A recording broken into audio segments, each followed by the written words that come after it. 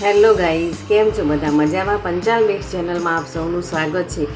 આજે હું લઈને આવી છું મસ્ત ઠંડી ઠંડી ગુલ્ફી લઈને આવી છું.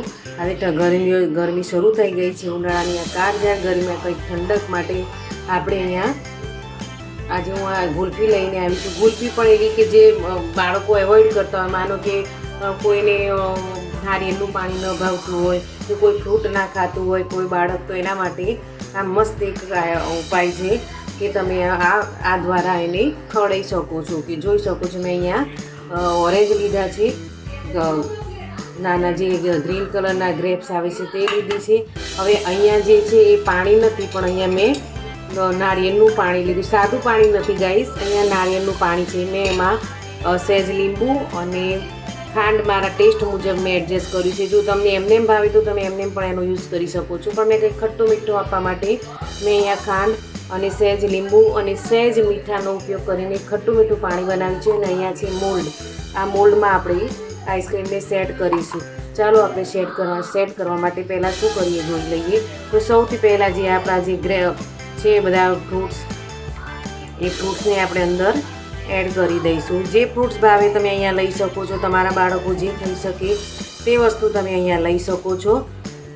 જો ન ખાતા હોય તો તમે આ ટ્રીક દ્વારા પણ એમને ખવડાવી શકો છો. એટલે તમે આ પણ વસ્તુનો ઉપયોગ કરી શકો છો અને બાળકોને ગરમીમાં ઠંડકનો અહેસાસ કરાવી શકો છો. હવે ગ્રેપ્સને મેં અહીંયા નાના નાના ટુકડા કરે છે. તમે અહીંયા સ્ટ્રોબેરી પણ લઈ શકો છો કે બ્લૂબેરી કે એ બધું પણ તમે અહીંયા લઈ શકો છો. હવે આ જે છે એના મેં ટુકડા નથી કર્યા, આખાને આખા એડ કર્યા છે. જો તમારે અહીંયા ટુકડા કરવા હોય તો તમે ટુકડા પણ કરી શકો છો. આ રીતે તમે ઝીણા ઝીણા ટુકડા કરી શકો છો. પણ વધુ ટુકડા કરવા જશો તો આ આખો પીસ નહીં લાગે. જોઈ શકો છો ગાઈસ કે આ રીતનું પછી એનું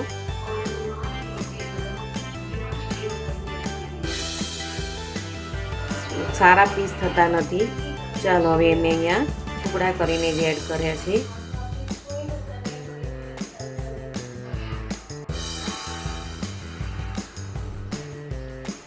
ઓરેન્જનો પણ ટેસ્ટ આવશે, ગ્રેપ્સનો પણ ટેસ્ટ આવશે અને દેખાવમાં પણ બિલકુલ યુનિક લાગશે.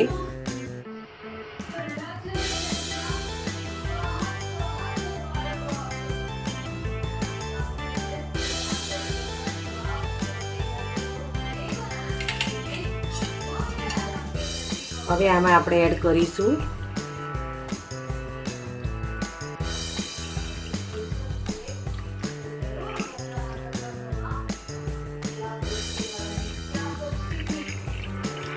મેં અહીંયા એડ કર્યું છે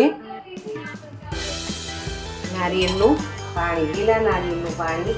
હવે હું આ વસ્તુને આમાં ઢાંકી દઈશ અને હવે આ વસ્તુને હું ફ્રીઝરમાં સેટ કરવા માટે મૂકી. જો તમે રંગબેરંગી કોઈ ફ્રૂટ લઈ શકો છો તો એ વસ્તુ બહુ સરસ અને યુનિક લાગશે, દેખાવમાં પણ સરસ લાગશે. હવે આ વસ્તુને હું અહીંયા સેટ કરવા માટે મૂકું છું. આને સેટ કરતાં લગભગ 8 થી 10 કલાકનો સમય, એટલે બરફ જામે એટલો સમય લાગે છે. ચાલો આપણે એને સેટ કરવા માટે મૂકી દઈએ. જોઈ શકો છો ગાઈસ કે આપણે ટ્રાન્સપરન્ટ આઈસ્ક્રીમ બિલકુલ તૈયાર થઈ ગઈ છે. કેવી સરસ, દેખાવમાં પણ મસ્ત છે અને ખાવામાં પણ એટલી ટેસ્ટી છે. મારા બાળકો તો બિલકુલ તૈયાર થઈ ગયા છે આઈસ્ક્રીમ ખાવા માટે. મારો આ વિડીયો તમને પસંદ આવ્યો હોય તો પ્લીઝ લાઈક કરજો, સબસ્ક્રાઈબ કરજો અને શેર કરજો. જય શ્રી કૃષ્ણ. તમે આમાં કલરિંગ ફૂલ નાખશો તો કલરિંગ ફ્રૂટ્સ નાખશો તો એનાથી પણ સુંદર લાગશે. જોઈ શકો છો ગાઈસ કે કેવા સરસ તૈયાર થઈ ગઈ છે.